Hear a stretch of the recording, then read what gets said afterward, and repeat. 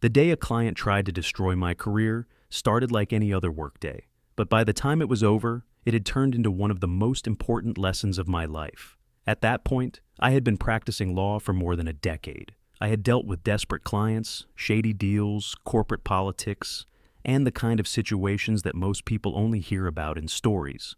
Still, nothing had prepared me for what happened next. One afternoon, a man called me sounding furious, demanding to see a lawsuit I had supposedly filed on his behalf. The strange part was that he had never actually asked me to file one. What he didn't realize was that if I hadn't secretly filed that lawsuit behind his back months earlier, his company would have lost millions of dollars, and he would have blamed me for it. I'm close to 40 now, and over the years I've learned a lot about the legal profession, but the most important lesson came from an older lawyer I worked for while I was still in law school. I was a summer student at the time, full of enthusiasm and convinced that being a lawyer was mostly about helping people. One afternoon, he leaned back in his chair, looked at me over his glasses, and said something I have never forgotten. "Kid," he said, "a lawyer has 3 duties. First to himself, second to the court, and last, to the client." I laughed because I thought he was joking, but he wasn't. Then he added something even more blunt. "Clients will screw you. The moment it's convenient, they'll throw you under the bus without a second thought."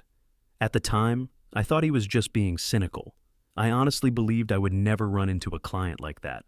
I was wrong. Years later, I was working downtown representing a mid-sized company. It wasn't a massive corporation, but it was large enough to have several properties and a respectable real estate portfolio. One day, disaster struck when one of their buildings burned to the ground. It was a total loss. Fortunately, the company had insurance that covered millions of dollars, so the situation seemed manageable. The company assigned the claim to one of their longtime employees, a man named Frank. He was almost 60 and had worked there for decades. He was the type of employee who believed seniority automatically meant competence, and he had one personality trait that immediately made things difficult. He hated paying lawyers. Frank took a strange kind of pride in avoiding legal fees. He would brag about every dollar the company saved by not calling me. If there was any way to handle a problem without involving a lawyer, Frank would find it. Unfortunately for everyone involved, he believed he could manage the insurance claim entirely on his own. I only found out about the fire by accident. Frank mentioned it casually during a conversation about something completely unrelated. The moment I heard about it, alarm bells started ringing in my head. Insurance companies don't just hand over millions of dollars without a fight. They delay, they stall, they ask endless questions, and if a client misses a legal deadline, they walk away without paying anything. So I called Frank and told him directly that the insurer would try to take advantage of him. He laughed and told me I didn't know that for sure. I replied that it was exactly what lawyers were trained to recognize, but he brushed me off and insisted everything was under control. According to him, he had a great relationship with the insurance adjuster, and in his opinion, lawyers were simply too expensive. The real problem was something most people don't know about insurance claims. There is a strict limitation period. If you don't file a lawsuit before that deadline expires, the case is finished forever. There are no exceptions, no second chances, and no appeals. When I realized how close Frank was getting to that deadline, I called him again and told him he needed to let me file a lawsuit immediately. Once again, he dismissed the warning. Weeks passed, and the insurance company kept asking for more paperwork and more documents. Every time I called him, he said the same thing. Everything was under control. Eventually, I sent emails instead of calling. The emails were clear, professional, and impossible to misunderstand. I warned him repeatedly that a claim had to be filed before the limitation period expired. I sent another email a few days later, and then another. Finally, just before the deadline, I sent one last message explaining that I would be in court for the next 2 weeks and unreachable, but he still needed to hire someone and file the lawsuit before the deadline. Frank never replied, not once. When the trial ended 2 weeks later, I checked my email. There was nothing from him. Days passed, then weeks, and eventually months. I began to think that maybe the insurance company had actually paid the claim. It happens sometimes, so I moved on with my work. Then one day, out of nowhere, my phone rang, and the caller ID showed Frank's name. He sounded nervous when I answered. He asked if I remembered the insurance issue we had discussed. I almost laughed because we had talked about it so many times. I assumed he was calling to tell me the claim had been paid, but but instead he asked if he could see a copy of the lawsuit I had filed. I was confused and asked what lawsuit he was talking about. That was when the truth hit me. The insurance company had never paid him, the deadline had already passed, and the company had just lost millions of dollars.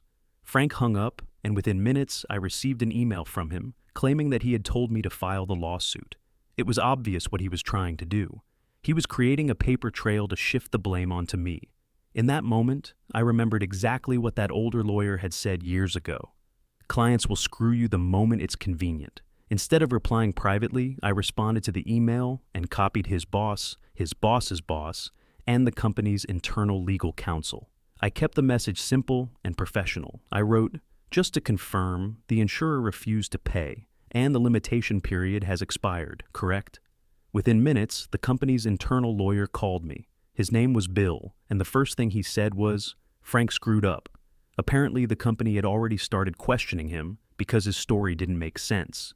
If he had truly told me to file a lawsuit, there would have been no reason for him to continue emailing the insurance company for months afterward. They already suspected he was lying, but they still believed the money was gone. When Bill asked me what could be done, I told him the truth. I explained that months earlier, when I realized Frank was going to miss the deadline, I had quietly filed a basic lawsuit myself, without instructions and without permission, just to preserve the claim. It was an enormous risk because lawyers are not supposed to do that. If the client objects, the lawyer can become personally responsible for the other side's legal costs. But I had enough documentation, including proof of loss, and I knew the clock was about to run out. So, I filed the claim and waited. Bill went silent for a moment, then said quietly, "Oh my God." A few days later, the company called me again, but this time it wasn't Bill.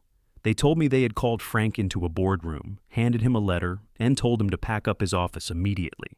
Security walked him out of the building that same day. After nearly 30 years with the company, he was gone. At almost 60 years old, he would probably never find another job like that again. I never set out to destroy Frank's career. But the moment he tried to blame me for his mistake, he sealed his own fate. I had protected myself, protected the company, and saved them millions of dollars. The company kept me as their lawyer, and Frank was replaced by someone far easier to work with. Someone who understood the value of legal advice. Every now and then, young lawyers ask me how to deal with difficult clients. When they do, I tell them this story, and I always repeat the advice that older lawyer gave me years ago. A lawyer has 3 duties: first to himself, second to the court, and last to the client. Because sometimes remembering that lesson is the only thing that will save your career.